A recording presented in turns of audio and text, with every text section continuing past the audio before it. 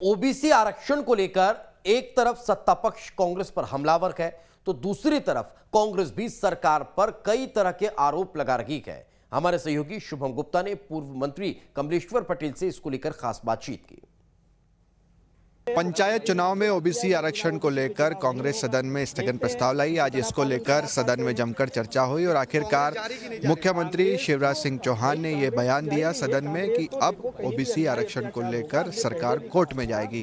कांग्रेस का इस पूरे मामले पर क्या कहना है? क्या कांग्रेस भी कोर्ट में जाएंगी? क्योंकि मुख्यमंत्री ने ये बात कही कि जो हमारे साथ आना चाहते हैं उनका भी स्वागत है, जो नहीं आना चाहते उनका भी स्वागत है, मगर सरकार ओबीसी के हक की लड़ाई लड़ेगी। कमलेश्वर पटेल जी हमारे साथ हैं, उनसे बातचीत करते हैं। सर, आखिरकार इस पूरी बहस के बाद मुख्यमंत्री ने यह कहा कि हम कोर्ट जाएंगे। कमलनाथ जी ने कहा कि अगर ये बात पहले ही कहते थे तो स्थगन प्रस्ताव लाने की जरूरत ही नहीं थी। देखिए, गलती तो हुई है। मध्य प्रदेश सरकार से लगातार गलतियां हो रही हैं। पहले उन्होंने नियम विरुद्ध चुनाव डिक्लेयर किया, अध्यादेश लाया, जबकि अध्यादेश लाने की आवश्यकता नहीं थी।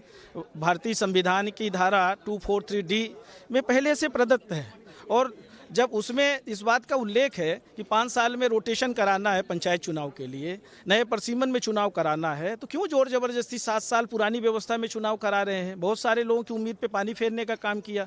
तो गलती तो मध्य प्रदेश सरकार की तरफ से हुई है। आज जो स्थिति पैदा हुई है, अगर नियम विरुद्ध चुनाव नहीं हो रहा होता तो आज लोग कोर्ट की शरण में नहीं जाते और 27% मिला हुआ जो आरक्षण था पंचायत चुनाव में वो खत्म नहीं होता। और जो लोग कोर्ट गए भी थे उन्होंने वहाँ पे सिर्फ रोटेशन में चुनाव कराने की बात की थी कि 5 साल में जो रोटेशन की व्यवस्था है उस पर चुनाव कराया जाए, नए परिसीमन में चुनाव कराया जाए, पर ये मानने को तैयार नहीं, ये अपनी चला रहे। और वहाँ शासकीय अधिवक्ताओं ने किसी प्रकार का प्रतिवाद नहीं किया जब आरक्षण खत्म किया जा रहा था। माननीय न्यायालय जब आदेश कर रहे थे तो जबकि सरकारी अधिवक्ताओं को वहाँ पे प्रतिकार करना था, तो इससे स्पष्ट समझ में आता है कि सरकार की मंशा में थोड़ा खोट है। सर, आपने सदन में कहा कि कांग्रेस का कोई भी शख्स जो है, कोई भी नेता कोर्ट नहीं गया। अब भूपेंद्र सिंह नाम गिनाए, पहले उन्होंने सैयद जाफर का नाम गिनाया, विवेक। देखिए, ये सारे लोग चुने हुए जनप्रतिनिधि भी थे। जो लोग भी गए थे, कहीं कोई सरपंच, कोई जिला पंचायत सदस्य, कोई जनपद अध्यक्ष, सबके मन में लालसा भी थी और पहले भी ये पंचायती राज के जनप्रतिनिधि रह चुके थे और सबको अपनी बात रखने का अधिकार है। और अधिवक्ता कोई पार्टी का नहीं होता। वो न्यायालय में पहले भी कई बार तो इनका पक्ष भी रखे, अब हम उजागर नहीं करना चाहते। कई चीज़ों में तो खुद बच के आए हैं। रोटेशन और रिजर्वेशन, ये दो ऐसे शब्द थे जो बार बार सदन में गूंज रहे थे। अब मुख्यमंत्री ने कहा कि जो रोटेशन आप लोग कर रहे हैं यही तो रिजर्वेशन है। नहीं, ये मुख्यमंत्री जी तो गुमराह करने में मास्टर हैं।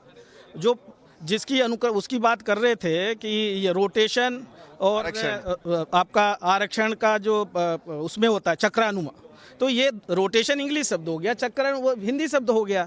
तो इसमें नई बात क्या है? और जो व्यवस्था थी 5 साल में कराने की, उसको पूरा करना चाहिए।